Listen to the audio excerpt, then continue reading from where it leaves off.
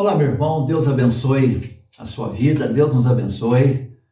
É sempre bom nós estarmos diante da palavra de Deus e eu trago aqui no início uma palavra do profeta Isaías, muito pertinente, muito estimulante para o nosso coração. Ele diz assim, que na morte do ano do rei Uzias, eu vi o Senhor assentado sobre um alto e sublime trono e as abas de suas vestes enchiam o templo.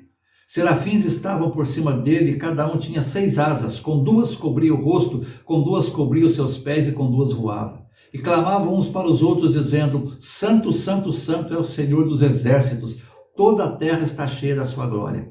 As bases do limiar se moveram à voz do que clamava, e a casa se encheu de fumaça. Então disse eu: ai de mim, estou perdido, porque sou homem de lábios impuros, habito no meio de um povo de impuros lábios, e os meus olhos viram o Rei, o Senhor dos exércitos. Em tempos muitas vezes angustiosos, em tempos difíceis, nós devemos também, com o nosso coração, pedir isso a Deus, para que o Senhor esteja ampliando a nossa visão do reino. Vermos a glória de Deus, porque quando nós vemos a glória de Deus, nós olhamos para a terra, olhamos para as coisas e vamos dizer o seguinte: a terra está cheia da glória do Senhor. Vamos olhar para nós mesmos, ai de mim, e vamos olhar para as pessoas, para o mundo, para a nossa missão, com desprendimento, com alegria e dizer: eis-me aqui, envia-me a mim. Que Deus esteja usando a sua vida, que Deus esteja abençoando a sua família e que nesses momentos que vamos passar aqui, de meditação na palavra de Deus, de louvor, possamos estar desfrutando, sentindo mais da presença do Senhor, na certeza de que Deus continua conosco em todas as circunstâncias da vida. Por isso nós vamos louvar a Deus com alguns cânticos, hinos e cânticos espirituais.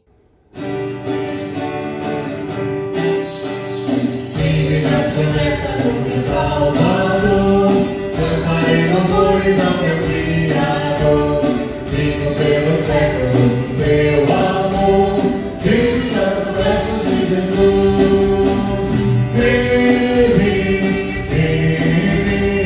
Vive nas promessas de Jesus, meu mestre. Sim, vive nas promessas de Jesus. Vive nas promessas de trabalhar, pelo verbo eterno sempre não parar, mesmo em tempestade não sem vacilar, vive nas promessas de Jesus.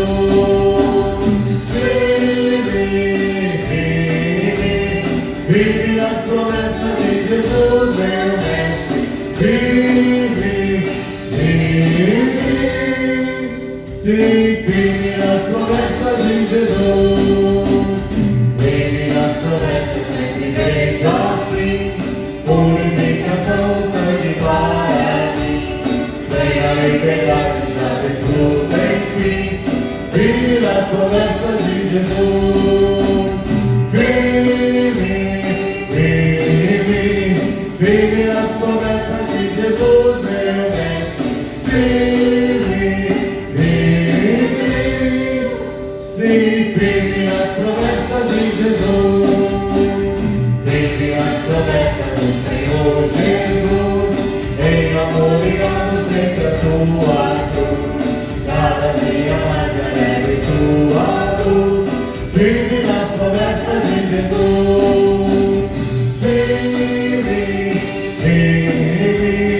Vive nas promessas de Jesus, meu mestre. Sim, vive nas promessas de Jesus.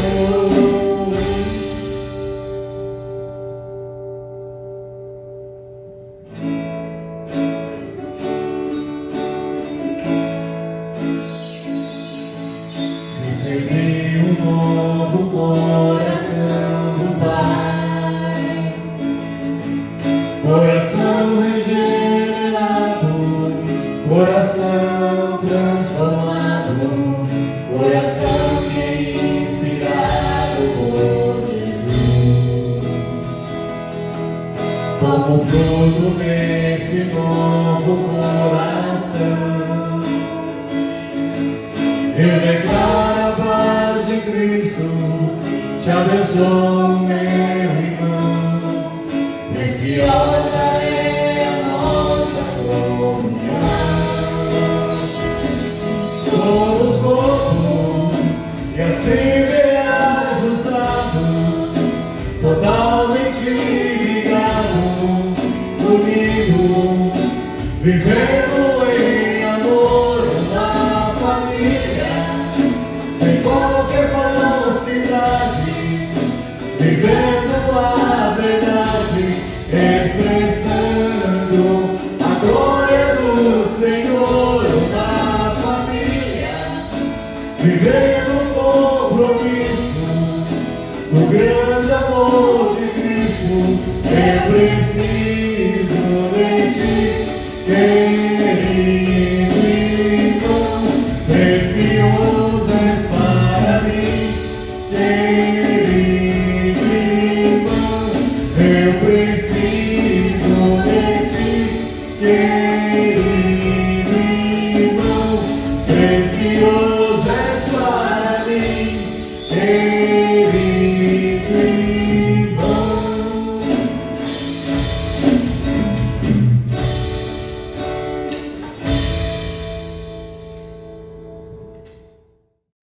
Palavra de Deus, Gênesis 32, versículos 22 ao 32, diz assim: Levantou-se naquela mesma noite, tomou suas mulheres 2 servas e seus 11 filhos e transpôs o val de Jaboque. Tomou-os e fê-los passar o ribeiro, fez passar tudo que lhe pertencia. Ficando ele só, lutava com ele um homem até o romper do dia. Vendo este que não podia com ele, tocou-lhe na articulação da coxa, deslocou-se a junta da coxa de Jacó na luta com o homem. Disse este: deixa-me ir, pois já rompeu o dia. Respondeu Jacó: não te deixarei ir, se não me abençoares. Perguntou-lhe, pois, como te chamas? Ele respondeu: Jacó. Então disse: já não te chamarás Jacó, e sim Israel, pois como príncipe lutaste com Deus e com os homens e prevaleceste. Tornou Jacó: dize, rogo-te, como te chamas? Respondeu ele: por que perguntas pelo meu nome? E o abençoou ali. Aquele lugar chamou Jacó Peniel, pois disse: vi Deus face a face e a minha vida foi salva. Nasceu-lhe o sol quando ele atravessava Peniel e manquejava de uma coxa. Por isso os filhos de Israel não comem até hoje o nervo do quadril na articulação da coxa, porque o homem tocou a articulação da coxa de Jacó no nervo do quadril. Vamos orar a Deus neste momento. Pai, nós te bendizemos e nós te louvamos por essa oportunidade de lermos a tua palavra, ó Deus, e também sermos alimentados pelas sagradas Escrituras. Fale ao nosso coração. Nós pedimos isso no nome de Jesus, nosso Salvador e Senhor. Amém. Você já percebeu o quanto já mudamos em tão pouco tempo? Certo, uma mudança, podemos dizer, mais externa. Uma mudança forçada e algumas delas necessária e praticamente sem planejamento, porque não houve um tempo hábil para isso. Eu ouço com tristeza e tranquilidade também autoridades dizendo o seguinte: nunca mais vamos voltar a ser como antes. Aí eu me pergunto, será? Quem sabe?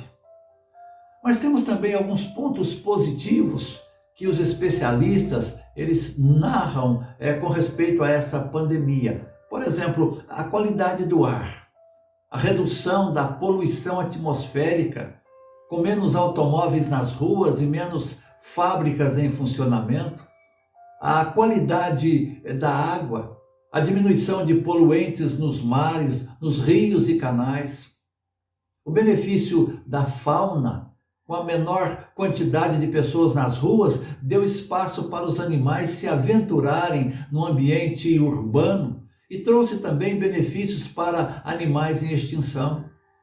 Na economia, obviamente, com a paralisação de muitos setores, o impacto foi negativo, com redução na receita, desemprego, gerando assim tristeza, mas novas atividades surgiram, inclusive um maior controle de gastos.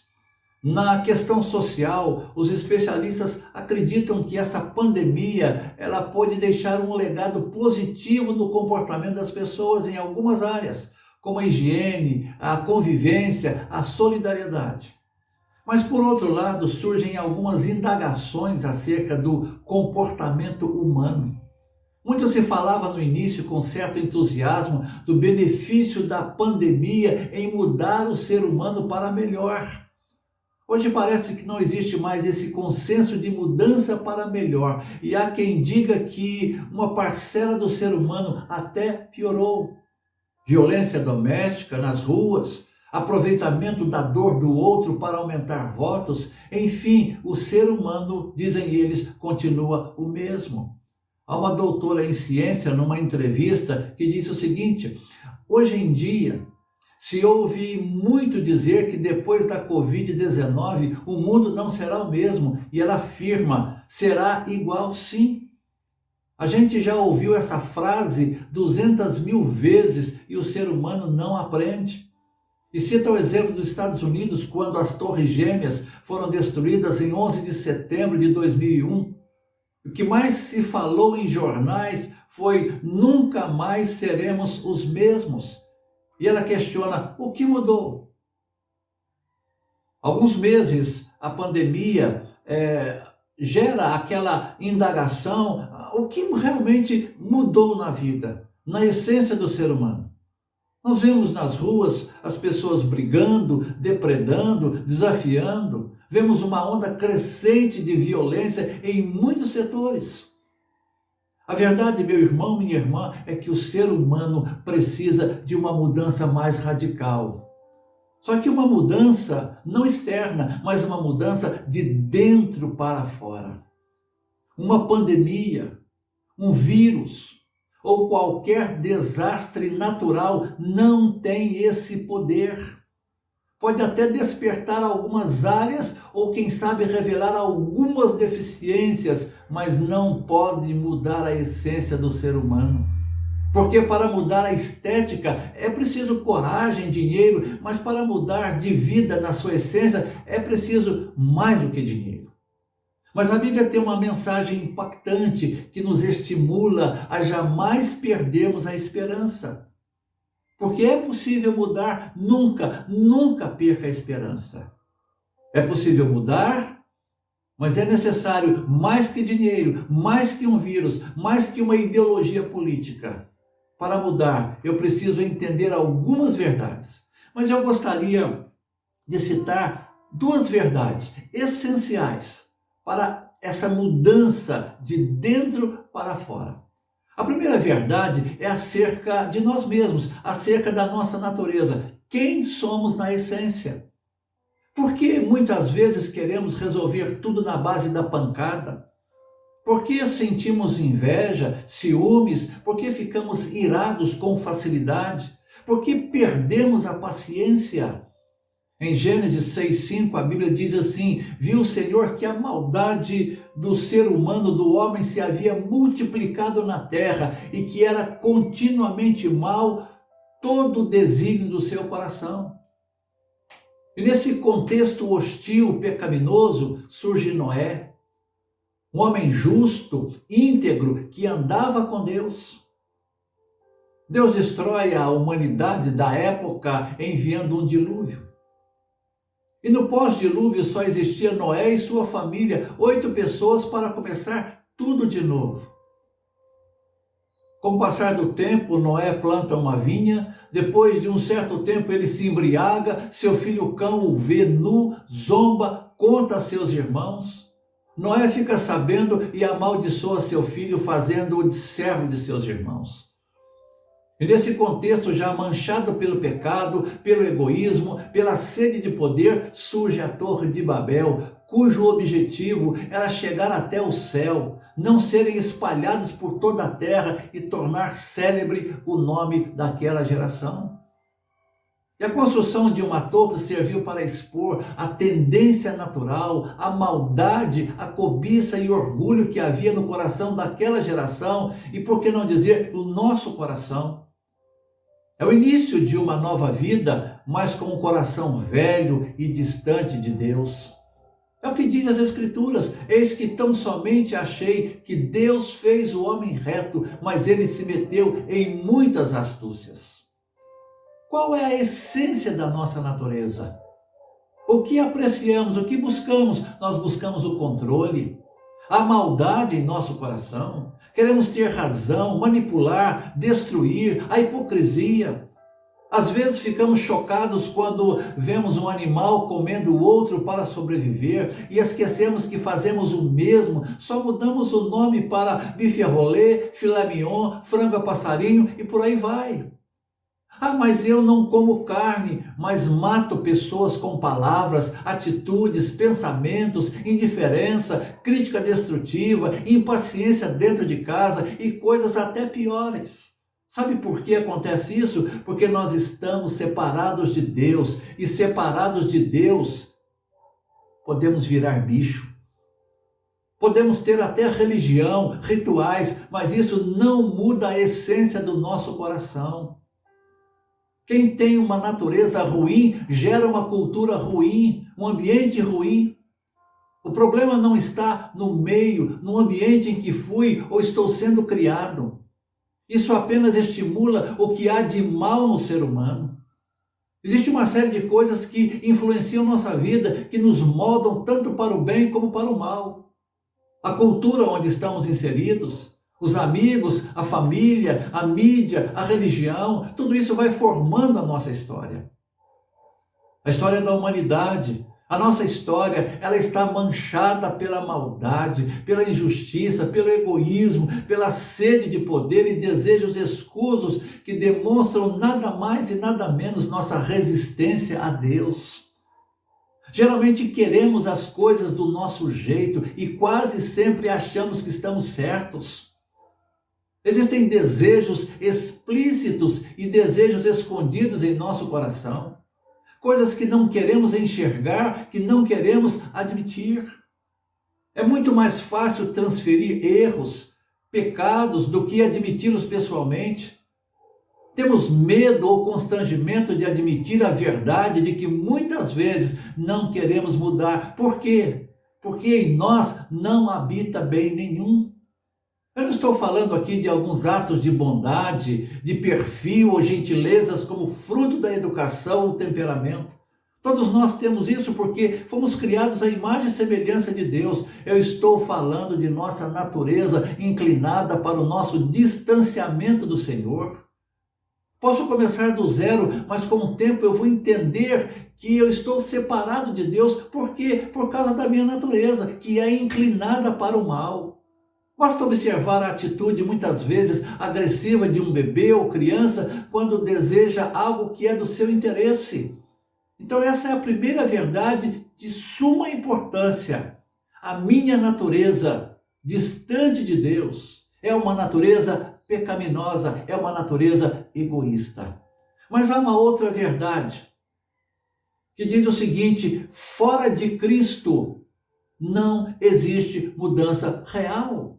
Eu vou repetir, fora de Cristo não existe mudança real. Isso dói. Sabe por quê? Porque o ser humano quer ser o autor da mudança, o protagonista da história. Para muitos, rendição a Jesus é sinal de fraqueza. Uns pregam que a solução está no Estado, outros que está no ter coisas. Tanto um como o outro querem tributar honra e glória ao ser humano. Eu vou repetir o que disse um pouquinho antes de estar aí trazendo essa mensagem. Se eu tiver coragem e dinheiro, eu posso mudar a estética, posso melhorar a casca, mas não a essência, porque a essência só Deus pode mudar.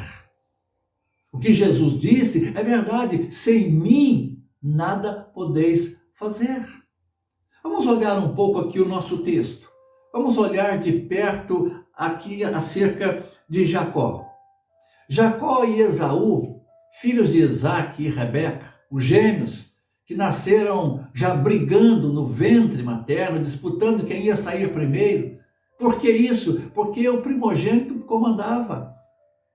Esaú nasceu primeiro e Jacó veio atrás, segurando o seu calcanhar. Eles cresceram e a disputa também. Isaac, o pai, preferia Esaú, caçador. Rebeca amava Jacó. Jacó fez uma comida boa e Esaú chega morrendo de fome e pede um pouco. Jacó, na sua esperteza, diz assim: então vende-me o direito de primogenitura.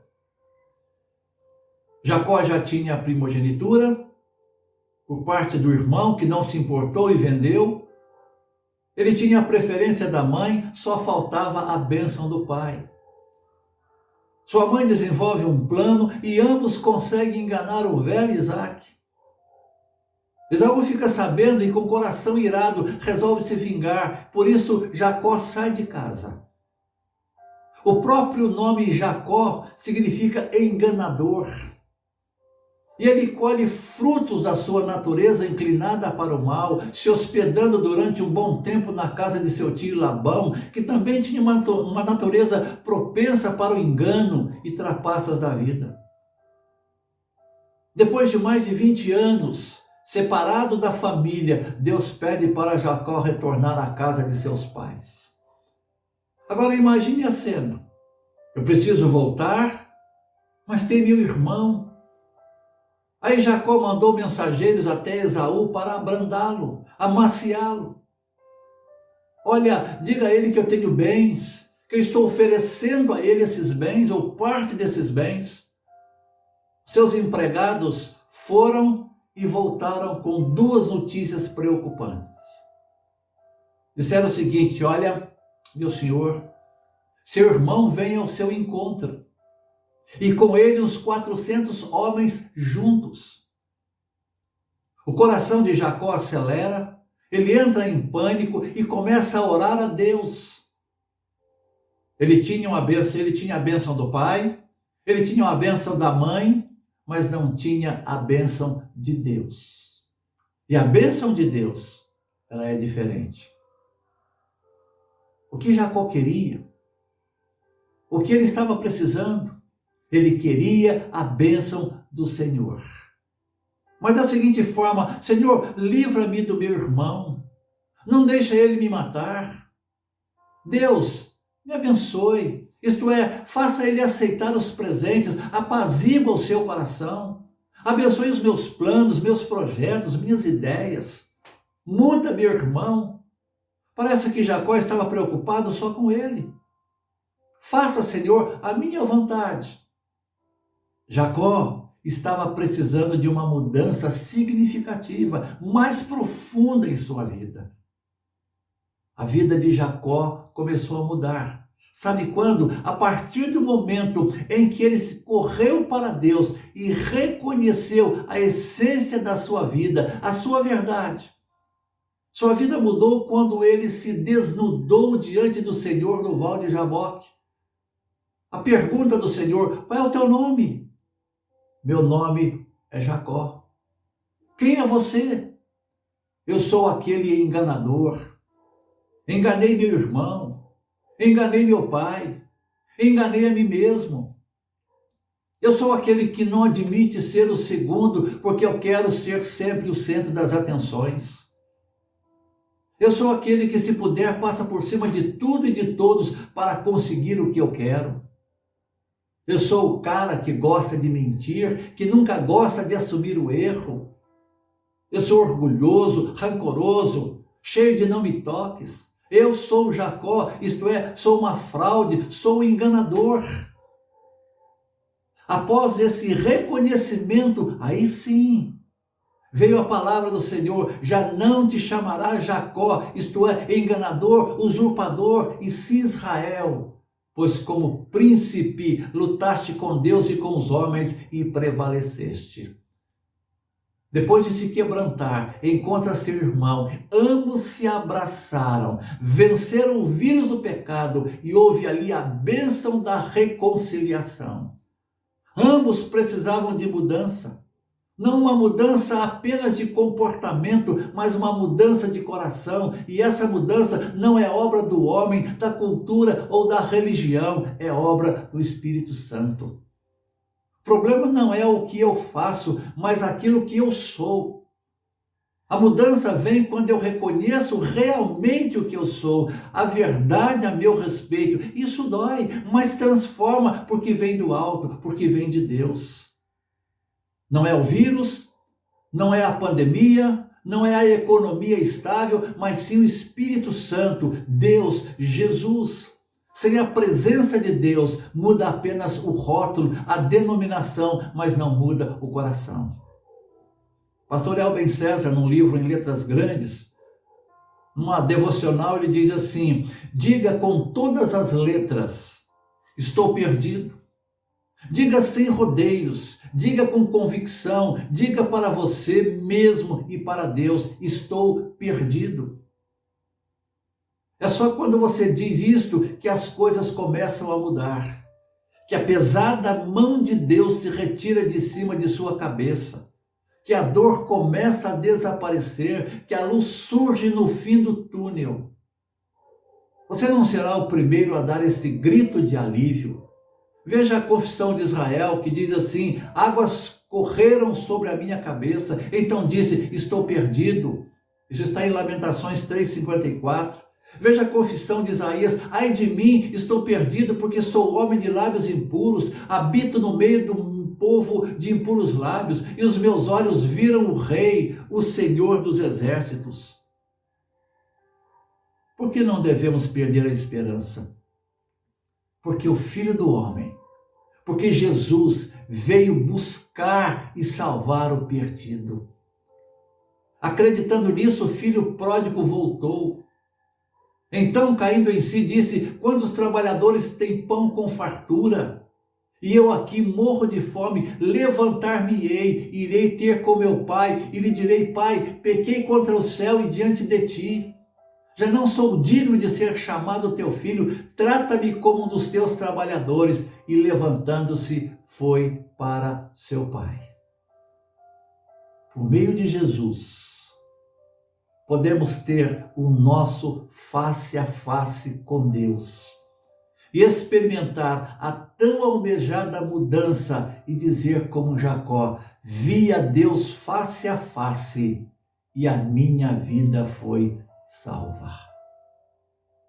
E mais ainda, ouvir de Deus: já não será chamado Jacó, e sim Israel, pois como príncipe lutaste com Deus e com os homens e prevaleceste. Que essa mudança possa realmente impactar a nossa vida, impactar o nosso país, para a honra e glória do Senhor. Que Deus nos abençoe. Que o Espírito Santo esteja transformando a nossa vida de dentro para fora. Amém.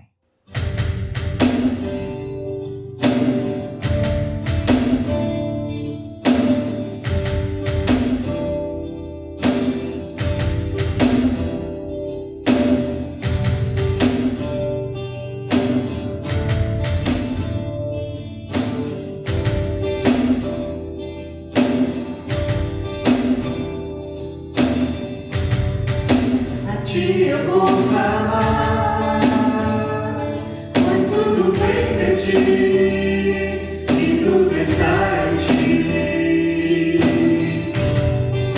Por ti vou caminhar, tu és a direção, o sol a me guiar.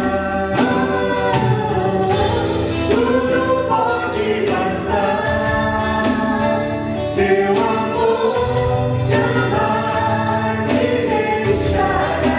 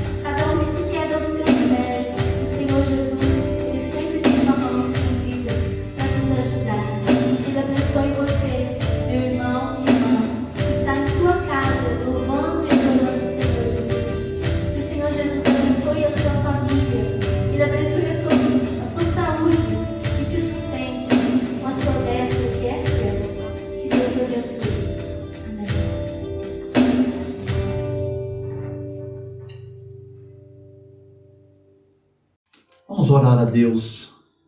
Eu agradeço mais uma vez a sua paciência em ouvir e desejo que o Senhor esteja abençoando grandemente a sua vida. Você que está enfermo, você que está com o coração naquela expectativa, meu irmão, minha irmã, continue confiando no Senhor. Deus é aquele que sara, Deus é aquele que cura, Deus é aquele que abençoa. Deus tem usado médicos, Deus tem usado remédios, é o Deus soberano, que às vezes não usa absolutamente nada. E tudo isso Ele faz para a glória dEle. Nós desejamos realmente que você tenha uma semana muito abençoada, você e a sua família. Vamos orar a Deus. Pai, nós te louvamos e nós pedimos no nome de Jesus que a tua graça, Pai, repouse sobre nós. Nesses momentos ainda difíceis, ó Deus, momentos de expectativa, que o Senhor esteja agindo, abençoando, dando a nós, ó Pai, esta consciência da tua presença, de que o Senhor realmente está no controle de todas as coisas.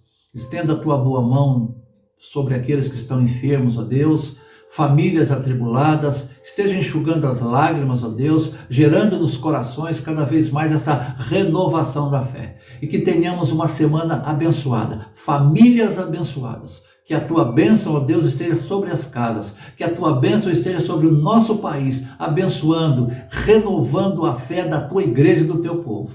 Nós oramos, ó Deus, nós agradecemos o nome de Jesus. Que a graça de nosso Senhor e Salvador Jesus Cristo, o amor de Deus o Pai, a comunhão e a consolação do Espírito esteja com todos, hoje, para todos sempre. Amém.